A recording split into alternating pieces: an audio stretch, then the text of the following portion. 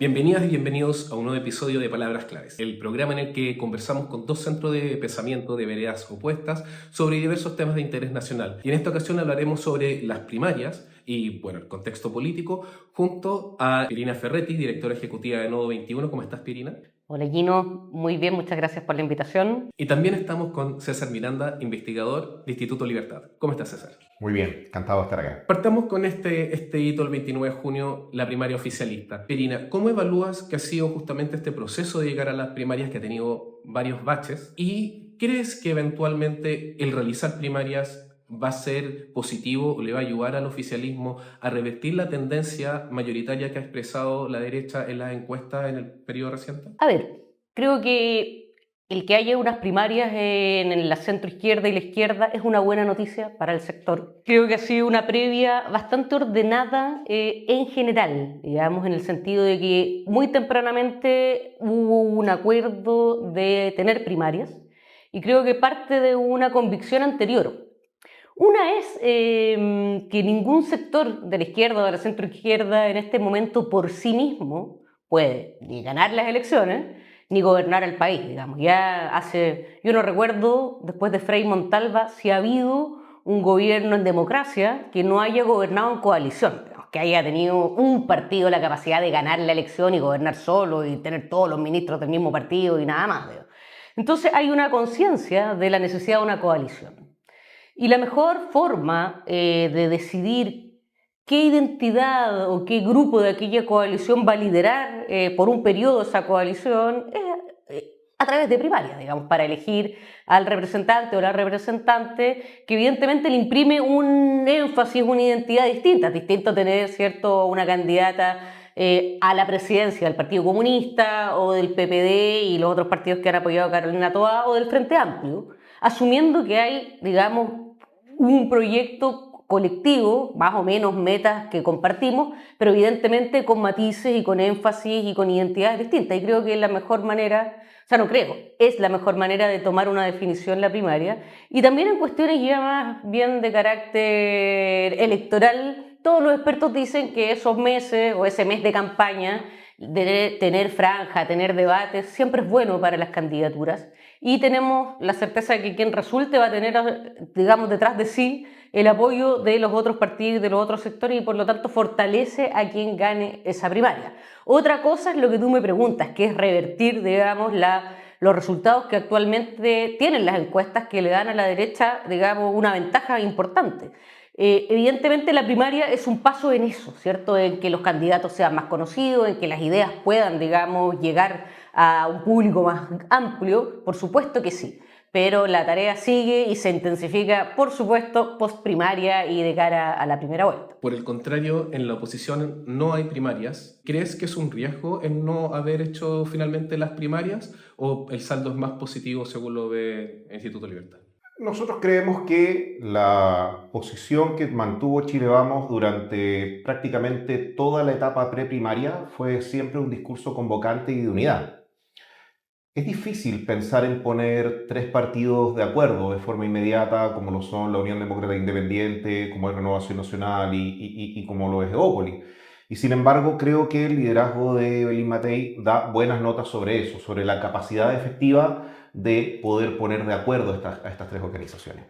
Y además de eso, Evelyn constantemente hizo el llamado a republicanos, a nacional-libertarios, a social-cristianos, a sumarse a una primaria que efectivamente generara un efecto convocante y poder dirimir las cosas antes de llegar a la elección.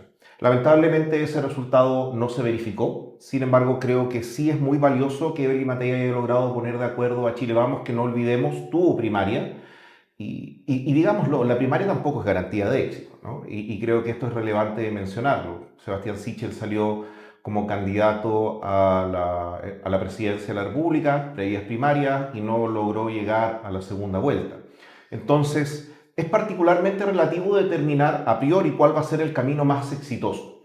Yo creo que es relevante pensar que en este camino largo, como lo mencionas tú, que los candidatos del sector de la centro-derecha y de la derecha, estamos hablando de Evelyn Matei, Johannes Kaiser y José Antonio Kast, van a tener un tiempo razonable para poder estructurar equipos, van a tener un tiempo razonable para construir un programa de gobierno. Y tiendo a pensar que también van a ser noticia, porque finalmente, más allá del foco de atención que pueda existir sobre la primaria que organizó el oficialismo, es relevante entender que siempre vamos a querer escuchar la otra mirada. Siempre respecto de una propuesta no solamente se les va a consultar a las personas que están en la primaria, sino que muy probablemente se le va a contar a los candidatos del frente, ¿no? Entonces, al menos respecto a ese punto yo no veo riesgo alguno. Yo creo que el foco va a estar puesto tanto en el oficialismo como en la oposición y creo que los tiempos dan para armar un proyecto importante para el país, que creo que es lo más importante. Perina, tú puedes o profundizar lo que dijiste al comienzo de la idea o puedes comentar algo de lo que dijo César. Mira, como desde el punto de vista del análisis, todos los presidentes que hemos tenido después de Elwin, mis recuerdos, a ver si me equivoco, han sido presidentes que han resultado de primarias, han sido ganadores de primarias. Por parte de la concertación, la centroizquierda, ¿cierto? Ganó primarias Frey, ganó primarias Lagos, ganó primarias Bachelet. El expresidente Piñera ganó 2 veces primarias, digamos que fueron procesos duros, pero que fueron importantes en los procesos de las candidaturas. Hay que ver qué es lo que pasa en este nuevo Chile de voto obligatorio, que evidentemente cambia las dinámicas políticas tanto para la izquierda y la centroizquierda como para la derecha. O sea, hay un bolsón de votantes al cual no estábamos acostumbrados y que hubo muchas elecciones que presidentes ganaron con el 50% de los electores votando y nada más. Entonces hay digamos, un campo que todavía estamos viendo. Estas son las primeras elecciones parlamentarias y presidenciales que vamos a tener con este bolsón nuevo de votantes. Y yo creo que ahí hay una clave, tanto por izquierda y por derecha, porque los votantes habituales ya es un votante que tiene un voto definido. Una persona que es de derecha va a terminar votando por el candidato o candidata de derecha que pase a la segunda vuelta. El candidato de izquierda o centroizquierda va a votar por quien pase a la segunda vuelta. Eso, digamos, es una constante porque son votantes habituales que tienen más o menos definido por quién votar. En cambio, el votante nuevo es un votante mucho más volátil, que pudo haber votado rechazo en el primer plebiscito, o sea, el plebiscito de salida, rechazo de nuevo en el segundo plebiscito de salida, que votó por una convención que estuvo hegemonizada por republicanos, pero después votó en contra de la constitución que escribió republicanos.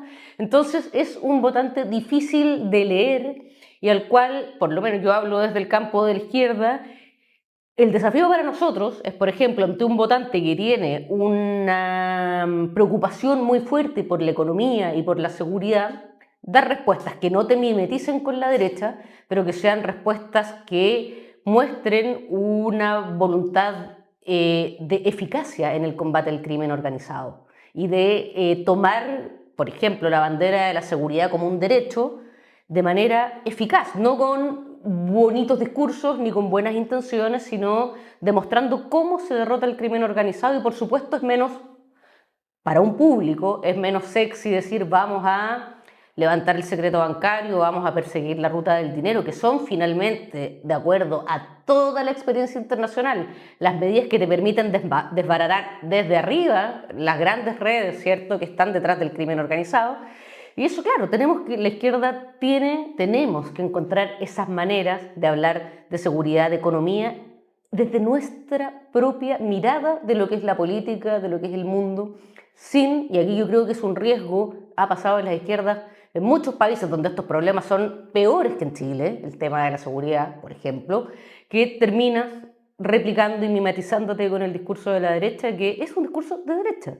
Y por lo tanto, el desafío nuestro es, en nuestros propios términos, sin dejarnos doblegar por la presión, que es muy grande, porque la necesidad y el temor es real. Y el problema es real, no es un invento de la prensa, no, es real. Hay un problema con el crimen organizado, lo hay. Y las maneras de combatirlo, las maneras de superar ese problema, la izquierda y la centroizquierda tiene fórmulas y tiene claro, digamos, cuáles son.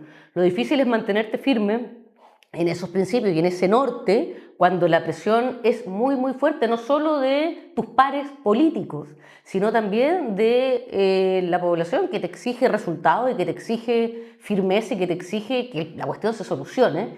Y cuando son problemas complejos, todos sabemos que no se van a solucionar en un año ni en 2. Pero la cuestión es digamos, mantener firme un camino. Yo creo que ahí tenemos un desafío súper grande porque la presión es muy fuerte. César, la misma opción. ¿Puedes profundizar algo que habías dicho al principio o comentar algo de lo que ha mencionado Pirina? Sí, hay tres elementos que me gustaría revisar. El primero es que es correcto, efectivamente la mayoría de los presidentes que han resultado electos han pasado por el proceso de primaria, pero también hay un elemento adicional, que la mayoría de los presidentes que resultaron electos tenían un resultado municipal previo de su coalición exitoso, ¿no? Y en este caso en particular yo creo que enfrentamos una elección bastante sui generis en comparación a los periodos anteriores, ¿no? No olvidemos que la elección municipal en términos de votos fue bastante exitosa para la derecha como sector, para la centro derecha, para republicanos. En ese tiempo no existía Nacional Libertarios como partido propiamente tal, pero al menos si logramos agrupar los votos de demócratas amarillos, que parece ser que se están quedando en este lado de la coalición, más los votos de republicanos y social cristianos, hay un colchón de votos importantes que te da a entender que la corriente política electoral va hacia allá. Entonces hoy día enfrentamos primero eso, ¿no? Ese antecedente que es importante en elecciones anteriores, y también está el factor de la elección del voto obligatorio, que es primera vez que efectivamente enfrentamos una elección presidencial y una elección parlamentaria con voto obligatorio. Entonces se genera este escenario que es difícil de prever. Yo creo que es muy importante tener eso en consideración. Pero sí es también relevante tener en cuenta que más allá de de los diferentes comportamientos que hayamos podido encontrar antes, la mayoría de las veces los votos de sector municipal tienden a graficarse en el sector parlamentario. No estoy diciendo que necesariamente 10 puntos municipales de un partido se reflejen en 10 puntos parlamentarios de un partido, pero si tú consideras el mapa grande, ¿no? Mirando los partidos que pertenecen a un sector, suele existir una correlación bastante fuerte. Eso en primer lugar. En segundo lugar, creo que al menos los temas tradicionales que tiende a manejar el sector de la centro derecha y la derecha hoy día tienden a ser parte de las principales preocupaciones de la ciudadanía, y creo que eso genera una ventaja importante, ¿m? Porque cuando uno observa las respectivas agendas entre Chile Vamos, republicanos, nacional libertarios, ambas temáticas ocupan un lugar prioritario en lo que son sus respectivas políticas públicas. Por lo tanto, creo que la derecha juega en una cancha mucho más favorable, ¿no? Considerando que recién estábamos hablando de fútbol antes de iniciar el programa, creo que el pasto está mucho mejor para la derecha que para la izquierda. Y creo que si es que efectivamente va a ser la variable seguridad la que va a jugar un rol importante en materia de decisión electoral, creo que el candidato del oficialismo va a tener una mochila importante. Porque si es que efectivamente es una variable el día de hoy, es porque hay un diagnóstico crítico. Porque si efectivamente hubiese una evaluación positiva del desempeño del oficialismo en materia de seguridad, no sería tema el día de hoy. Pero si lo es, la gran pregunta que va a tener que hacerse al representante o a la representante del oficialismo que termine victorioso en primarias es ¿por qué no lo hizo cuando era gobierno? Y esa es una pregunta muy dura que va a tener que responder, especialmente en el caso de Carolina Toá, que fue una de las responsables más importantes en materia de seguridad. Y ahora pasamos a la segunda parte de nuestro programa, Preguntas Cruzadas. Pirina, entonces te toca a ti disparar primero y hacerle una consulta y una pregunta a César. Y está mi pecho.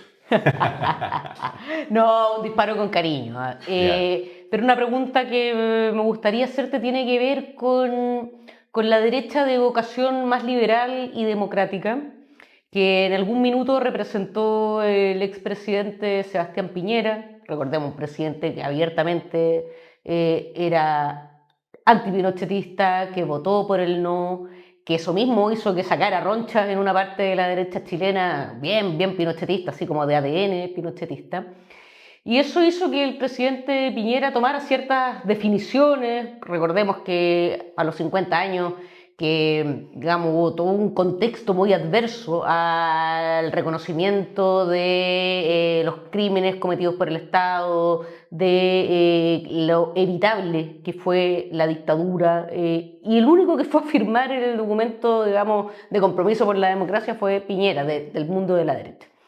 Pero yo veo desdibujada esa identidad, o ese intento de construir esa identidad, con los coqueteos de Evelyn Matei con Johannes Kaiser, invitándolo a ser parte de un futuro gabinete, un candidato antivacunas y como de un perfil muy distinto a lo que podría ser ese objetivo, esa identidad de centro-derecha, liberal, democrática. Y lo mismo con José Antonio Kast, digamos. ¿Cómo ves tú esa posibilidad de ese mundo? Algunos tiran la talla y dicen la derecha liberal y democrática en Chile no existe, es como un se busca sin resultados. ¿Cómo lo ves tú? Un poco en el curso de estos años, porque es distinta la foto del primer gobierno de Piñera principiando, ¿cierto?, el 2010 y esa primera década del 2000, ahora 20 años después. ¿Cómo lo ves? Sí, yo diría que desafortunadamente, y esta es una posición más personal que institucional, los derechos humanos son una materia compleja tanto para la izquierda como para la derecha. Yo creo que no podemos tapar el sol con un dedo cuando decimos eso, ¿no? Es una discusión que lamentablemente todavía sigue pendiente, ¿no? Y donde muchas veces tienden a primar más los colores que la comprensión de la universalidad respecto a los derechos humanos. Y eso es una cuestión que tenemos que en algún momento ojalá resolver, ¿no? Porque la misma pregunta uno podría hacer respecto de organizaciones que no han tenido problema en reunirse o verificar admiraciones a regímenes dictatoriales, ya sea venezolanos, cubanos, entre otros. Eso en primer término creo que es muy relevante dejarlo en claro. En segundo lugar, también creo que es un elemento importante comprender cómo se ha desarrollado el fenómeno de la derecha más ortodoxa, la derecha más dura, como cada uno lo quiera llamar, a nivel internacional. Creo que cada vez que esa derecha ha tratado de ser aislada, ha terminado triunfando, ¿no? O sea, creo que hay muchos ejemplos para observar que quizás el experimento de aislarlos y no ha sido tan positivo. Creo que hay un elemento importante por parte de Evelyn Matei cuando los invita a jugar en la cancha democrática. O sea, no hay que olvidar que les dijo, compitamos. Y creo que eso habla muy bien de cómo una derecha con vocación más dialogante es una derecha más preparada para gobernar, con la capacidad de incorporar estos elementos que en el extranjero han sido elementos que simplemente por ser aislados, por ser observados como unas personas muy duras, bichos raros o lo que sea, el término que le quieran poner, porque Bolsonaro, Milley, Trump han recibido todo ese tipo de declaraciones, la AfD en Alemania. Entonces, creo que es relevante entender que aquí hay una invitación a jugar en el campo democrático y creo que la democracia precisamente te expone a recibir un óleo y una prueba de blancura importante al momento de tener que convocar mayoría. Creo que esa es como la respuesta que te podría dar en ese punto. Se da vuelta la tortilla. César, disparado. Voy a disparar con cariño también. Eh, se vuelve a proyectar el, quién va a asumir la responsabilidad de estabilizar el déficit, ¿ya? La deuda pública hoy día está bastante alta, está cerca de los 42 puntos. Nos encontramos cerca de ese techo razonable que dicen los analistas que ojalá no pase el 45%. ¿Cómo un gobierno de izquierda o de centro izquierda puede enfrentar un escenario de necesidad de recorte de gasto público? Porque, reconozcámoslo, a mayor gasto probablemente vamos a tener que enfrentar mayor inflación en el contexto nacional de las cuentas públicas, ¿no? Eso es la pregunta que me gustaría hacerte. ¿Cómo la izquierda va a enfrentar el déficit fiscal? Y si va a haber más gasto público o derechamente van a hacer el llamado a apretarse el cinturón, como algunos candidatos de derecha ya lo han hecho. A ver, creo que esta respuesta hay que abordarla políticamente y no técnicamente. Creo que la economía como disciplina y las recomendaciones técnicas, en este caso de niveles de endeudamiento, niveles de corte de gasto público, son recomendaciones, pero finalmente las decisiones son políticas, ¿ya? Y me parece que tenemos ejemplos de países desarrollados, admirables podríamos decir desde algún punto de vista, por su desarrollo humano, por su desarrollo tecnológico, por sus resultados económicos, que tienen unos niveles de deuda pública el doble o más que el que tiene Chile. Entonces el problema no es el endeudamiento en sí mismo, sino, primero, ¿para qué te endeudas? Digamos, si es por proyectos de desarrollo a largo plazo que te van a permitir solventar esa deuda de largo plazo, eso es una cuestión que han hecho muchos países y ha sido parte de su estrategia de desarrollo. Otra cosa es adquirir deuda que después se va volviendo impagable y caer en mora, y bueno, tenemos ejemplos también en el continente de esos desastres económicos, al cual ningún gobierno y la izquierda en Chile, digamos, no quiere conducir al país a la debacle. Pero sí me parece que es importante que cuando gobierna la izquierda se note que gobierna la izquierda y que por lo tanto no vas a hacer pagar en recortes fiscales, que pueden ser recortes de jubilaciones, recortes en salud, recortes en educación, recortes en infraestructura. Eso a la larga merma el desarrollo del país. Es pan para hoy, hambre para mañana. Por lo tanto, yo no te podría decir cuál va a ser el nivel de endeudamiento. Lo que sí yo te podría decir es que un gobierno de izquierda no debiera tomar como dogma que ante cualquier desbalance económico, lo primero que le echas mano es al gasto público. Pensemos experiencia reciente en términos históricos, digamos. ¿Qué pasa con la crisis subprime del 2008? ¿Ya? ¿Cómo termina Grecia con sus recortes de gasto? ¿Cómo termina España? ¿Cómo se profundizan las crisis a nivel social cuando el costo de una crisis económica lo haces fundamentalmente apretando hacia abajo? ¿Ya? Porque también, esto lo dicen los estudios, yo no soy economista, pero leo, en muchos contextos de crisis hay grupos económicos que elevan sus niveles de riqueza de manera descomunal, en plena crisis. Entonces, evidentemente, un gobierno de izquierda tiene que saber dónde apretar, dónde cortar, de dónde obtener más recursos, pero sobre todo a estas alturas, con los niveles de bajo crecimiento económico que tiene Chile, la clave va a estar en qué estrategia va a lograr que Chile tenga un nivel de crecimiento acorde con las necesidades económicas que tiene el país para tener un nivel de bienestar más alto. Entonces esa clave no va a estar en las recetas que ya Chile explotó y le sacó todo el partido que pudieron dar. Digamos, en los años 90, las exportaciones y el ritmo de crecimiento, esa estrategia ya dio lo que pudo dar. Lo que le toca al país ahora, le tocó hace rato, lo que pasa es que no se hizo la tarea en el momento que había que hacerlo. Y el gran ejemplo que siempre nos ponen a todos es Corea del Sur. Chile y Corea del Sur están en el mismo lugar y terminamos con Corea del Sur con unos niveles de productividad disparadísimos en relación con Chile. ¿Y qué es lo que hizo? ¿Qué es lo que pasó allí? Hubo un Estado que tomó decisiones estratégicas, que no significó ni estatizar la economía, no. Decisiones estratégicas de qué industrias desarrollar para que Corea tuviera, hablando de Corea del Sur por si acaso, para que Corea tuviera Importante aclararlo futuro, cuando esté el Partido Comunista. para que tuviera futuro ese país y nosotros, quien sea que llegue al poder, pero la izquierda tiene que tenerlo como una de sus metas, digamos, para que la discusión no sea esta. ¿A dónde recortamos? ¿A quién le cortamos? ¿Le cortamos las jubilaciones a los abuelos? ¿Le cortamos la salud a los hospitales? ¿Le cortamos la educación a los estudiantes? No, que la discusión no sea esa. Que la discusión sea, bueno, aquí tenemos los recursos que hemos generado con nuestra estrategia de desarrollo para no estar, digamos, en estas disyuntivas. Yo creo que cuando nos tratan de poner esta disyuntiva, yo insisto, estas son recomendaciones de corte. Los gobiernos no están obligados a seguir esas recomendaciones, son recomendaciones. Si no las van a seguir, tienen que explicar cómo van a solventar o la deuda que contraigan o lo que sea que hagan para no hacer que la crisis económica, y eso sí, a mí me parece que eso es un principio para la izquierda, que la crisis económica no la paguen las familias trabajadoras.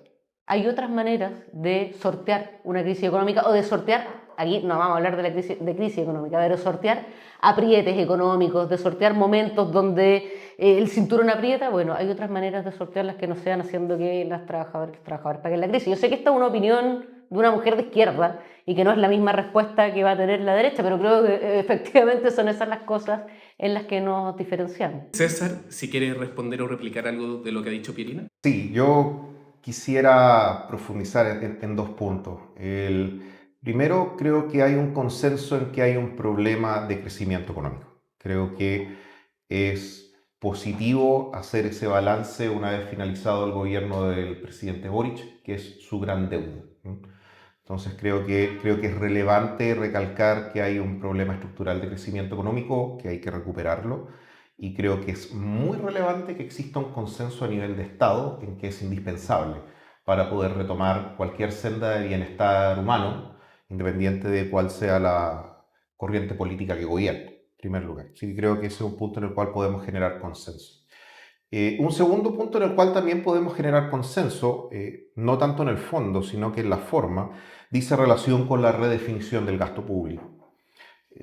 A mí me gusta hablar más de consensos que de diferencia en este tipo de casos, porque creo que es posible hablar de redefinición del gasto público sin necesariamente transformarlo en una pesadilla o transformarlo en una especie de fábula negativa, ¿no? Donde si es cada vez que se habla de recorte de gasto público, probablemente vamos a tener que afectar a las familias trabajadoras. Creo que no es ese el eje, ¿no? Hay distintos expertos, analistas, incluso convocados por el gobierno del presidente Boric, que han sido extremadamente enfáticos en que tenemos que ponernos al día con la recuperación de la fórmula estructural de crecimiento económico, tenemos que ponernos al día con el déficit fiscal, y eso se va a lograr solo en la medida en que entendamos que muy probablemente el próximo gobierno la va a tener muy difícil al momento de tomar la billetera del Estado. Creo que esos son los comentarios que le podría hacer a Irina. Algunos puntos en común dentro de lo que han conversado, ¿qué cosas creen que pueden estar más de acuerdo? Y también, obviamente, si quieren destacar o quieren dar un mensaje de cara a la primaria oficialista que se nos viene, ya la no primaria, la carrera larga que se le viene también a la derecha. Pierina. Bueno, me sumo a los acuerdos o a los puntos de coincidencia en reconocer que tenemos un problema de agotamiento del crecimiento. No sé si estaríamos de acuerdo, por lo menos como lo vemos nosotros, que es un agotamiento de una forma de crecer, que se basó fundamentalmente en las exportaciones, sin una preocupación expresa por la agregación de valor, ¿ya? Y es un poco cuando ponemos el ejemplo coreano, decir, bueno, podríamos estar nosotros haciendo celulares y no estamos haciendo celulares, y podríamos haberlo hecho. Entonces creo que el desafío que vamos a tener, digamos, post elecciones, y que tiene que ser un acuerdo de Estado, porque esto no se soluciona cambiando de estrategia cada 4 años. Las estrategias de desarrollo son estrategias de largo plazo. Y no puede venir un gobierno de un sector o de otro a cambiarla cada rato, porque si no, ahí sí que el país no camina para ninguna parte. Entonces es bueno que podamos ir después avanzando en cómo crecer, digamos, cuál va a ser nuestra estrategia de desarrollo, que más o menos gane quien gane pueda seguir una línea coherente, porque tienen que ser líneas, digamos, de décadas para que un país se desarrolle. No se puede estar cambiando a cada rato la estrategia, porque ahí ten trampas. Y creo que este país, si vamos para atrás a la historia, cuando desarrolló su estrategia de sustitución de importaciones, en los años 30, finales de los años 30, hubo gobiernos de centro izquierda y hubo gobiernos de derecha que fueron coherentes en esa estrategia de desarrollo, y yo no estoy diciendo que volvamos a la estrategia de sustitución de importaciones, sí que nos planteemos la cuestión de la coherencia, porque si no, de verdad que es muy difícil salir de estancamientos que también se provocan por incoherencias de parte del Estado cuando cambian los gobiernos. Y en esta materia tienen que ser políticas de Estado, como en otra. Imagínate que hubieran puesto, no sé, educación primaria obligatoria, y después llega otro gobierno y la saca, y después llega otro gobierno y la pone. No puedes desarrollar la educación pública si estás en eso. Entonces creo que ahí hay un desafío de volver a un concepto de políticas de Estado en materias que son así tan estratégicas como el desarrollo, la educación, etc. Y para las primarias oficialistas creo que es una excelente oportunidad para nuestro sector, para que mostremos primero unidad, que mostremos que tenemos nortes en común, que tenemos ideas en común, pero también es una excelente oportunidad para que todos quienes pertenecemos a proyectos políticos al interior de esta alianza política, mostremos por qué, en este caso, digamos, una propuesta del Frente Amplio es la propuesta más adecuada para que Chile enfrente los problemas que tiene y también para ganarle a la derecha en la próxima elección. César, lo mismo, ahí buscando los puntos de acuerdo y también tu opinión sobre esta carrera larga que se viene en la derecha, pero también más directa. Yo, bueno, retomando un poco lo anterior, sí estoy consciente y coincido. De hecho, creo que al menos es uno de los grandes consensos que nos podemos llevar de la conversación, es la necesidad de enfrentar los problemas de la nación como problemas de Estado y no solamente como problemas políticos. Yo creo que eso es muy positivo. Hacer dos reconocimientos en particular que creo que deben ser formas conductuales del hoy oficialismo a largo plazo. Creo que hay una señal positiva de comportamiento, de conductas políticas cuando deciden adoptar una porción relevante de la agenda de seguridad que había propuesto la derecha durante mucho tiempo y que se termina aprobando durante el gobierno del presidente Boric. Creo que hay un espíritu dialogante también cuando se logra una reforma de pensiones que, reconozcámoslo, legitima el sistema de las AFP y que en el fondo yo entiendo también que eso significa un sacrificio ideológico. Creo que eso habla de un comportamiento sumamente distinto a lo que venía haciendo la izquierda y la centroizquierda en el último periodo parlamentario en el que les tocó ser oposición. Creo que esos elementos de consenso y de avance no se reconocen tradicionalmente, creo que es razonable reconocerlos y que espero los mantengan cuando les toque ser oposición en el gobierno de Evelyn Matei. Eso por un lado. Y segundo, en respecto a esta elección presidencial, creo que es relevante que más allá de cuáles sean las diatribas que enfrenten cada uno de los candidatos del sector de la derecha, comprendan que hay elementos económicos, hay elementos de seguridad, hay elementos de progreso, hay elementos de desarrollo, hay elementos de proyecto país que son más importantes que las diferencias que se puedan encontrar respecto de por qué uno es Chile Vamos, por qué uno es republicano, por qué uno es libertario. Creo que la ausencia de primarias yo la veo como una oportunidad para obviamente generar ciertos elementos diferenciadores en las formas que son súper importantes, pero creo que también es una oportunidad para generar coincidencias en el fondo y creo que ese es el gran desafío que tiene la centro-derecha y la derecha de aquí a la elección presidencial. César, antes de irnos del Switch me estaban pidiendo que te preguntara, no te dejara irte antes de pedirte una predicción, aunque no te gustan hacerla, de la elección en la derecha. ¿Cómo lo vaticinas? Cuando uno observa las carreras largas en el atletismo y uno ve que finalmente lo que sucede en la lap o en la vuelta 50 no necesariamente dice mucho de lo que va a suceder en la vuelta número 100, en la vuelta final. Por lo mismo es muy difícil hacer una predicción, por lo mismo evito hacer proyecciones basadas en las encuestas, precisamente por la distancia que existe aún respecto de las rectas finales, ¿no? Que es donde cambia mucho la cosa. Sin embargo, si tuviese que hacer una predicción, creo que hay un porcentaje muy razonable de que lleguemos con dos candidatos de derecha a segunda vuelta.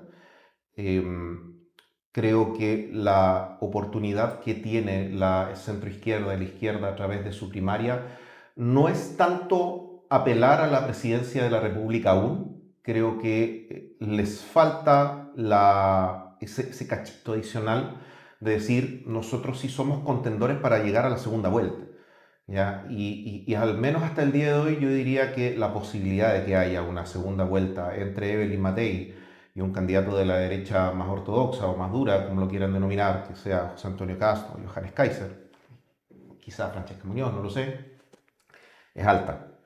Y creo que va a ser relevante hacerse esta pregunta después de cómo se desarrollaron las primarias en la centroizquierda. Si va a ser tan amigable o va a despertar las pasiones naturales políticas electorales que muchas veces generan más división que unión. Ley pareja no es dura. Perina, predicciones ¿De dónde? ¿De qué? del primario oficialista. Bueno, yo creo que en la primaria va a ganar Gonzalo Vinter. Así que esa es mi predicción y que Gonzalo Vinter le va a ganar a quien sea que pase de la derecha. Nada más que agradecerles a ambos, a Perina Ferretti, Muchas gracias. directora ejecutiva de Edo Muchas gracias 21. por la invitación. Gracias a ti por estar con nosotros. A César Miranda, investigador de Instituto Libertad. Exactamente. Muchas gracias por la invitación. Muy La pasé amable muy bien. la conversación. Sí, estuvo muy buena. Así debiera ser el país. Exactamente. Si te gustan este tipo de conversaciones, dale like a este video, suscríbete en YouTube, síguenos en las redes sociales del Desconcierto y nos vemos en una próxima ocasión.